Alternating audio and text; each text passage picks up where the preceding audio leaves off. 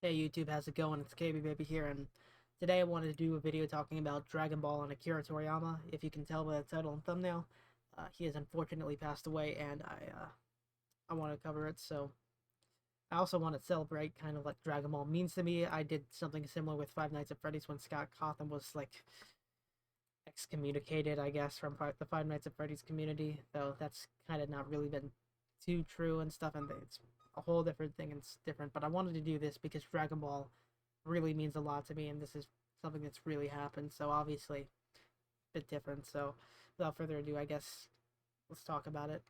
Dragon Ball, he's passed away at the age of 68, and I guess I'll just read the official statement that's been put out.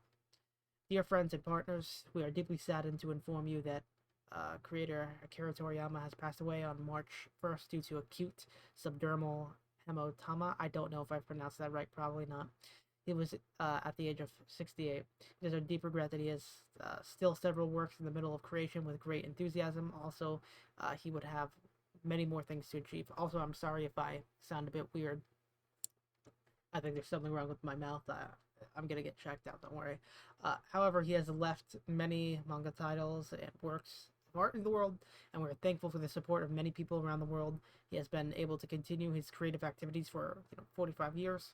We hope that Akira Toriyama's unique world of creation continues to be loved by everybody for a long time to come. We inform you of this sad news with gratefulness and kindness during his lifetime. Funeral services has been held with his family and very few relatives. Following his wishes for tranquility, respectfully inform you that we would not accept flowers, condolence gifts, visiting offerings, and others. Also, we ask from refraining from conducting interviews with his family. Future plans to commemorate gathering has not been decided. We will let you know when it's confirmed. We deeply thank you for your understanding and support as always from Bird Studio, Capsule Corporation, Tokyo. Yeah, it's a lot to take in, obviously. Uh, this news kind of surprised me. There's been so much crazy shit happening in this year alone. I haven't covered a lot of it, or any of it, I rather, on my channel, but it's definitely been a weird one, a weird year rather, and this definitely, it hurts. I won't lie to you. I won't put on a tough guy act. Um, but I'm gonna give you, I guess, an anecdote from my childhood on why Dragon Ball means so much to me, I guess, and then I'll show you like uh, some gameplay and stuff. Something I'm excited for and what I'm looking forward to, because I think it's important to try and stay positive, mainly when it comes to this death stuff, because I really think it's ghoulish to do videos about death, which is why I want it to be more of a celebration rather than, oh, insane new drama, Dragon Ball creator's dead. I hope you can understand that. I'm normally a drama or commentary YouTube channel, if you don't know that. Um, if you're just, this is your first video, I'm sorry. Just honest, if you got the news from me, sorry.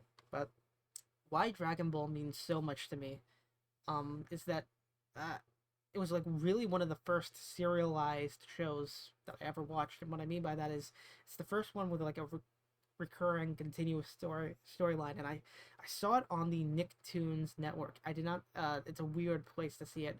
It was like 2000, from 2008 to maybe 12. I don't know, it was pretty young, like 7 to 8, maybe 9 or 10 years old, somewhere around that range. I know that's not a pretty definitive, standpoint, but it's kind of vague in my memory. Um, I saw it with my brothers, mainly my least, not the least young, but uh, the middle brother. Let's leave it at that, right? I'm the oldest middle brother, and it was during the Saiyan saga. I think it was after Raditz, but before Vegeta and Nappa showed up, and I, I almost immediately fell in love with it because of the concept of, oh, this is so mature. People are dying and stuff like that. They have these really intense faces and really intense fight scenes. Obviously looking back on it now, there's like Dragon Ball's, obviously, shonen, which is basically, teenagers and kids. Not to downplay it, mind you, but it's for kids. So me thinking it's mature, it's kind of funny in retrospect. Uh, Maybe I'm being too harsh on myself, but the main thing that kind of cooked, because it was my first serialized thing, that was a big draw for me to come back. But I was also really interested because I thought you gotta understand, from Vegeta and Nappa to Planet Namek and Frieza, that was probably the best time in Dragon Ball where they were juggling so many characters and the stories and plot lines and things like that. Not to imply that the Cell Saga and Android Saga and the Boo Saga of things uh, didn't do that, but I think in especially the Frieza Saga, they did it the best of interplaying all these characters. They're doing their things. You're following Vegeta, him betraying Frieza, trying to get immortality for himself, and then you got Krillin and Gohan, trying to thwart that and trying to, you know, keep Frieza and Vegeta from getting it, and then working with Vegeta. Then you got Bulma's perspective, getting, often doing something completely unrelated to the plot, but it's still funny because it's just this normal chick on this planet with a bunch of nut jobs, right? And then and then there was Goku, oh, I'm immediately out of the hospital. Well, headed straight to Namek to help them, and him training and the hijinks they would get up with that. It was Dragon Ball Z Kai, by the way, so I didn't catch every single filler episode or anything like that.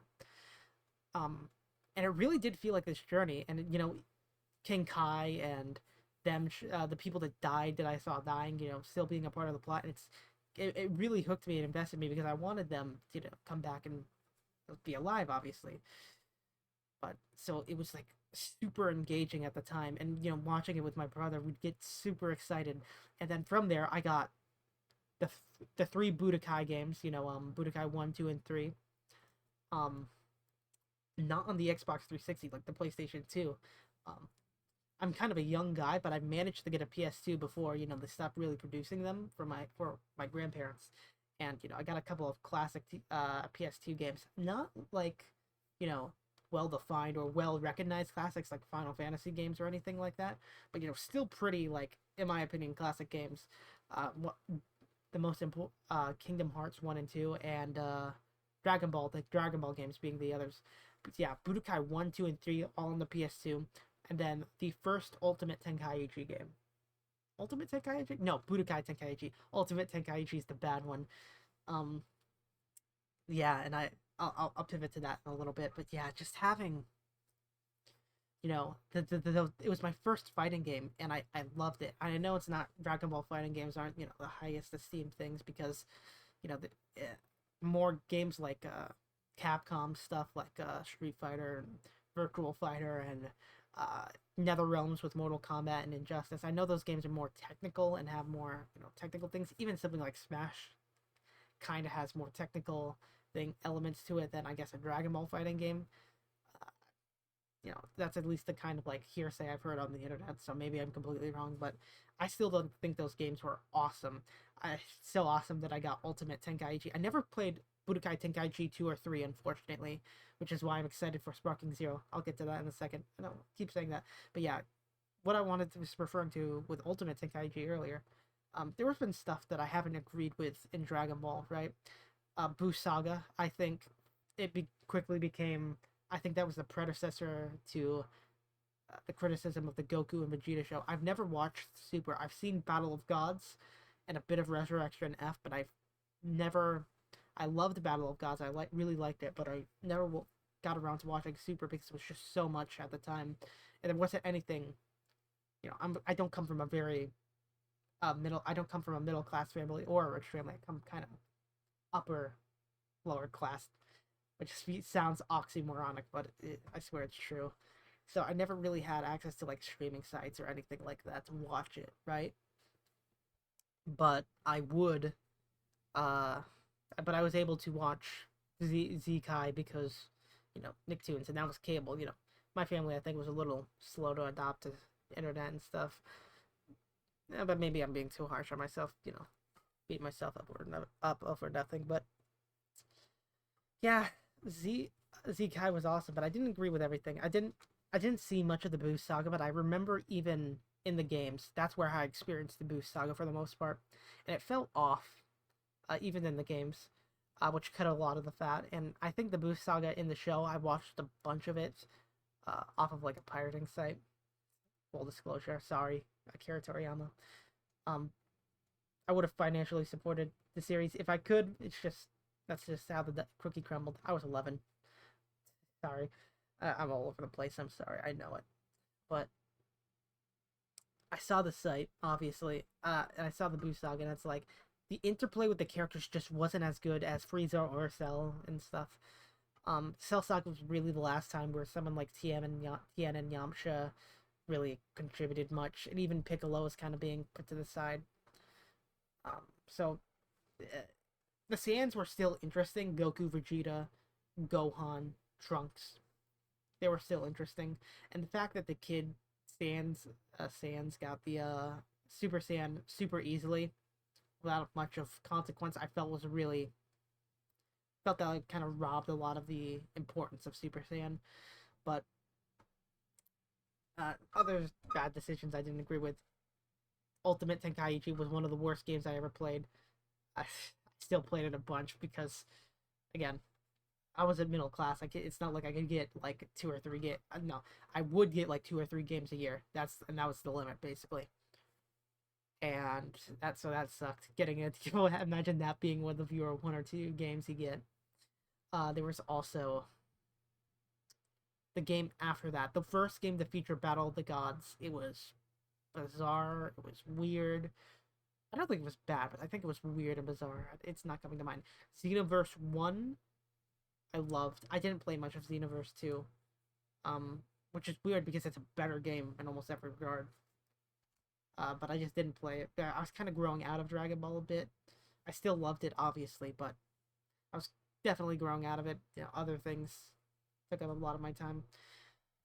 And I guess, no, before I go, I'm gonna look up Sparking Zero. Give me a minute. Ooh, sorry, my face is a bit dark. And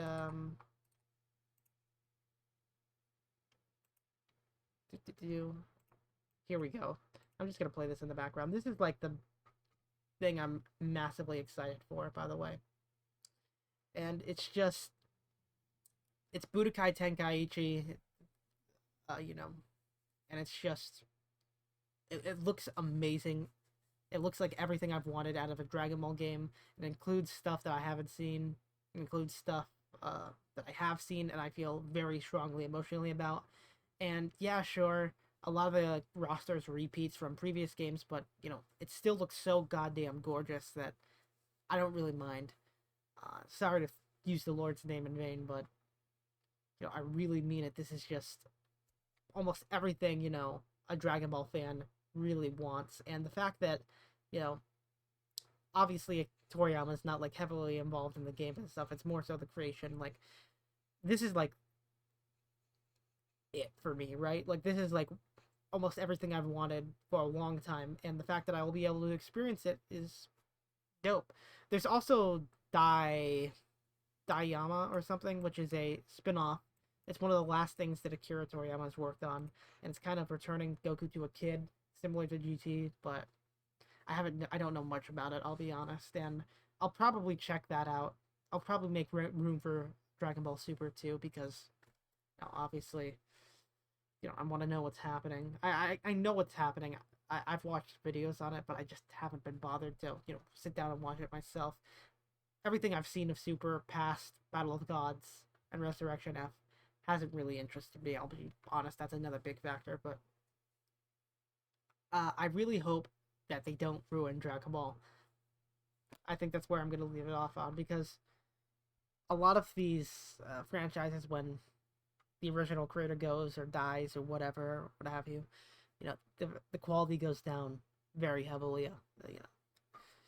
The lack of involvement, you kind of lose a lot of the soul. I don't like using the soul, the soulfulness of the series, right? But I think a lot of people get what I'm saying when I say that. But yeah, I mean, it's rough, right? But I'll get over it. Steven Hillenberg, this is a SpongeBob clock, by the way. In case anybody's new here, I do have a SpongeBob clock. 21 years old, don't care. But you gotta roll the punches sometimes, and this is a pretty bad punch, but I'm grateful for Dragon Ball existing in the first place, and I guess that's kind of where I want to leave it off. Hopeful thing, like, there's been so much good to come out of Dragon Ball. It's been really impactful in my life. I think it really helped. I think it's the foundation of my relationship with my middle brother, right? And it means a lot to me. It means a lot, and although Akira Toriyama's not going to be involved with it in the future. I do hope that the companies that be and the people that end up in control with all of this, I hope they don't defile the corpse of Dragon Ball. Well, I don't want to imply the corpse of Dragon Ball like it's dead. It's not. But I hope they don't, you know, spit on Toriyama's creation. And I hope they don't ruin it. Like so many other properties have over the years. And I think that's where I'm going to leave it off. I think it's hopeful. I think there's been so much that even if they did ruin it, you know, you could go back and you can really enjoy it. And that's where I want to, you know, leave off, right? Kind of bittersweet. Uh, Sorry, I know this is a more vulnerable video, and I know a lot of, I know a lot of people aren't going to be watching this, that are of my core audience, or I won't get a lot of subscribers from this, but this is just something I needed to do, and hey, put it out there. You know, I love Dragon Ball, love the Akira Toriyama's work. I'm gonna play Chrono Trigger one day. He did the artwork for that. It's in my Steam library, and yeah, I guess all I'm gonna say is stay rad, don't be bad, and I've been KB Baby, and I'm signing out. Peace.